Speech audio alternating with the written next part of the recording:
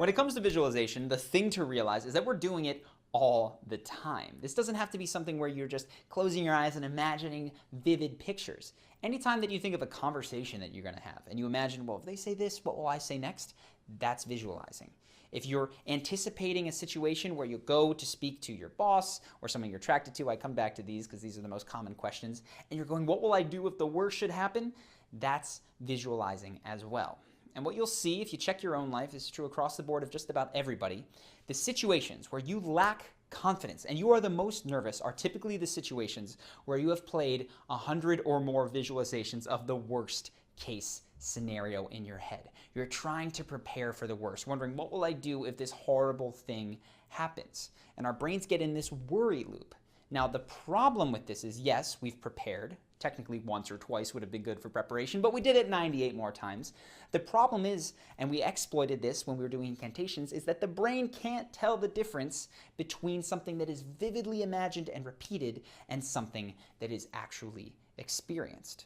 So in your subconscious brain, you have had that situation go wrong 100 times. So why would you possibly be confident in that situation? Of course it's going to go bad. We've seen it go bad 100 times. And this is why visualization is so important. To simply have one mental reference point of not just the worst not happening, but actually things going incredibly well is so powerful. And this taps into a mindset that I found has been very, very useful for clients that I've worked with. And it's the mindset of playing to win versus playing not to lose.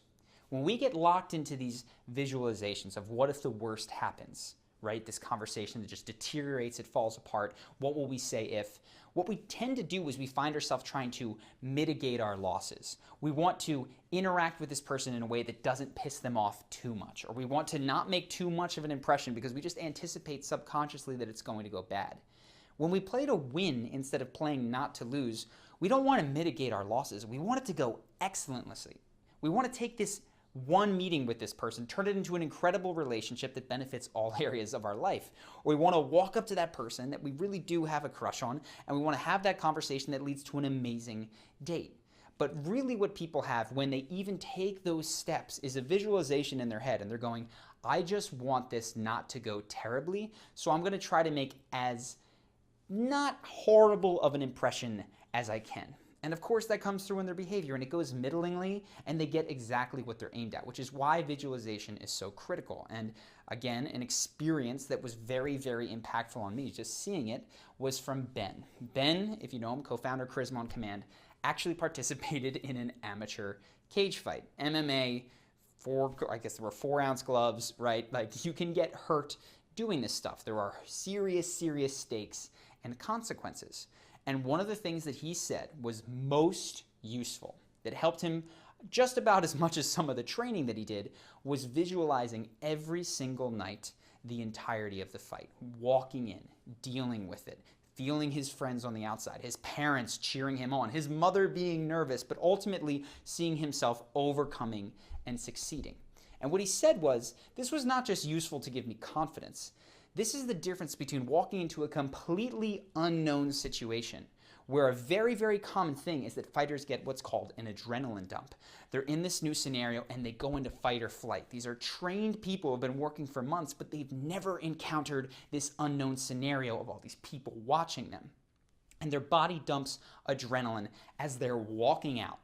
And then they put their gloves on, and they walk around, and 5, 10, sometimes 15 minutes of adrenaline, even while they're waiting, is just coursing through their veins. That's not what adrenaline is supposed to do. It's supposed to kick in just for a few minutes to get you in and out of those hairy situations. So unfortunately, what happens for fighters who have an adrenaline dump is that they gas out really, really early in the fight, and they perform poorly. So by Ben visualizing, what he said, the biggest change that when he talked to some of his friends and him is that he walked out calm. He walked out comfortable. And he only had to turn on that instinct as soon as they said go. Then it was time, and he had his full resources and full tank of energy to actually go and win the fight in the second round. Yay, Ben.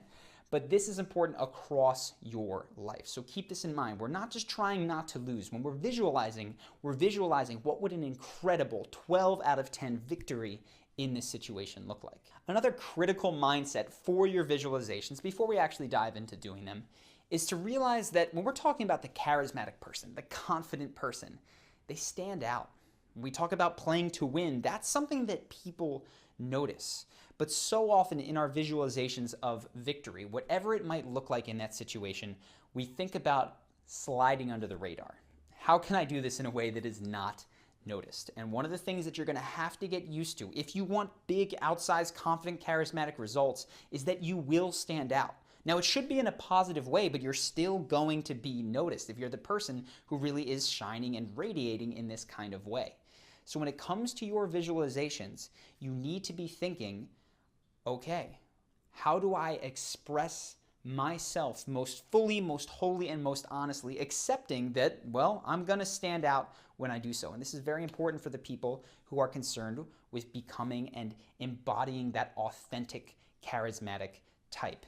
When you're being authentic, you are going to stand out. So many of our customs, so many of our societal norms are based on blending in. And when you're visualizing what it would be like to be victorious and confident in a situation, I promise you, you're going to stand out in your own unique way. So just prepare for that.